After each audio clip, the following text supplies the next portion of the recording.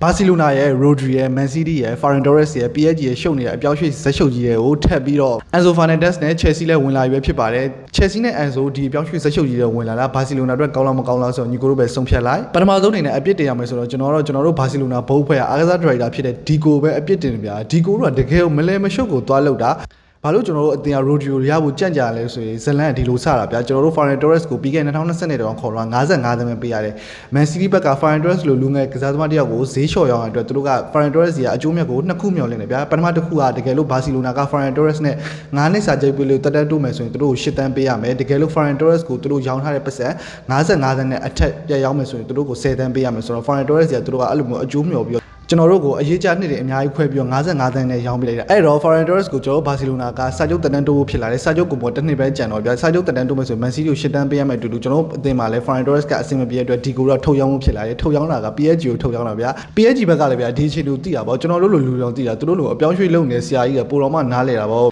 Ferran Torres ကိုဒါ PSG က60လောက်ပေးကျွန်တော် Man City ဘက်ကို10တန်းလောက်ပေးပြီးတော့ကျွန်တော်တို့ဘက်က90လောက်ယူတယ်တော်တော်အဆင်ပြေနေတာ PSG ကလည်းကိုလိုကက်လန်ဗျာတန်း90ပဲပေးရဗျာတန်း90ပေးတော့လ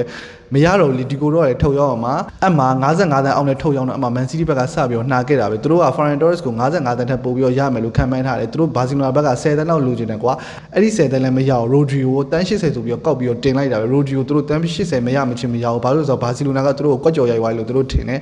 တကယ်က Dico တော့မှားတာဗျာ Dico တို့ကအဲ့လိုမျိုးကိုက Ferran Torres ကိုတန်း90အောင်နဲ့ရောင်းမယ်ကွာ Man City ကိုလည်းပတ်စံမပေးချင်းဆိုရင် Rodri ကိုတွားပြီးတော့မလိုက်နဲ့လေ Rodri ကိုမလိုက်ဘဲနဲ့ဗျာတခြား center back ဗျာအသင်းကိုခေါင်းဆောင်နိုင်မဲ့ experience ရှိတဲ့တယောက်ယောက်လိုက်ဒါမှမဟုတ်လဲ striker တယောက်ကိုခေါ်ဗျာအဲ့လိုမဟုတ်ပဲသူတို့ကလည်း Rodri ကိုတွားပြီးတော့လိုက်ပါတယ်ဗျာအဲ့တော့ Man City ကသူတို့ကစားသမားကိုလာယူပြီးဆိုရင်တော့ကျွန်တော်တို့ကိုတန်း80တပြားမှမလျှော့ပေးဘူးအခုကျွန်တော်တို့ပထမတစ်ချိန်ကန်လဲ45တန်းနဲ့သူတို့ညင်းတယ်တန်း60လဲသူတို့ညင်းပါမယ်အခုနောက်ဆုံးတစ်ချိန်ကန်လက်မှုဗျာ65တန်းကိုအပူစုကြီးပိုင်းနဲ့ပေါင်းမယ်ဆိုအားလုံးပေါင်း80နဲ့မှ5တန်းရှိတဲ့ package တစ်ခုနဲ့ဒီစနေသုံးဖို့တနင်္ဂနွေကြာဘာစီလိုနာထပ်ပြီးတော့ကန်အောင်မယ်ဒီစနေတနင်္ဂနွေကဘာစီလိုနာနဲ့ Rodri အတွက်အဆုံးဖြတ်ပဲဒီနေရာမှာ Man City ကပုံမှန်ဆိုလဲတန်း80မရမချင်းညင်းမယ်ဆိုပေမဲ့သူတို့ကလည်း Enzo Fernandez ကိုလိုချင်ပြန်ရောသူတို့ကဒီရဒီပြအပြောင်းရွှေ့ blockbuster အကြီးတွေဗျတန်တရာကျော်တိုင်းကြီးအများကြီးလှုပ်ထားတယ်အဲ့တော့သူတို့အတွက်လည်းပတ်စံနည်းနည်းလိုတယ်ဗျဘာစီလိုနာဘက်ကသူတို့တန်း80လောက်ရတယ်40လောက်ပေါင်းပြီးတော့ Chelsea စီရတယ် Enzo Fernandez ကိုသူတို့ကတန်း120နဲ့နှိုက်ပါဗျာ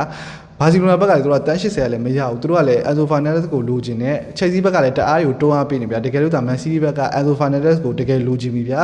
Enzo Fernandez ကိုဒါအရဝယ်မယ်ဆိုတော့ကျွန်တော်ဘာစီလိုနာကို10သန်းလောက်ရှော့ပြီးတော့တန်း80လောက်နဲ့ရောင်းပေးတော်တော်လေးကိုကျေးဇူးတင်မိပါပဲဒီနေရာမှာအများထွက်သွားတဲ့နှစ်ယောက်ကတော့ Ferran Torres နဲ့ PSG ပဲဖြစ်တယ် Ferran Torres ကလည်း Champions League ရနိုင်တဲ့အသင်းကိုသူ AC ပဲပြောင်းရွှေ့ခွင့်ရပါတယ် PSG အသင်းကလည်း Ferran Torres လိုမျိုးကစားသမားကိုဗျာတန်း90နဲ့ရတာဘယ်လောက်တော့မှတန်လဲသူတို့နှစ်ယောက်ကတော့အဆင်ပြေသွားတယ်ကိုရီအသင်းကတော့ပြဿနာပေါင်း16000နဲ့ကျန်ခဲ့တယ်အခုလောလောဆယ် Ferran Torres ကိုပဲရောင်းပြီးလိုက်တယ်ဗျာ Rodri ကလည်းမရသေးဘူး striker နေရာလည်း Lewandowski လည်းထွက်သွားတယ် Ferran Torres နေရာလည်းထွက်သွားပြီဆိုတော့ကျွန်တော်အသင်းမှာတကယ်ကို pure number 9 striker တယောက်မှမရှိတော့မနေ့ကတော့ Fabrizio Romano မှာသတင်းတစ်ခုတက်လာတယ်အဲ့ဒါက Barcelona အသင်းက Julian Alvarez ကိုမရဘူးဆိုရင် second target ဖြစ်ဗျာပထမဆုံးချိန်ဒါ Barcelona ဘက်ကထုတ်ပြန်တာနော်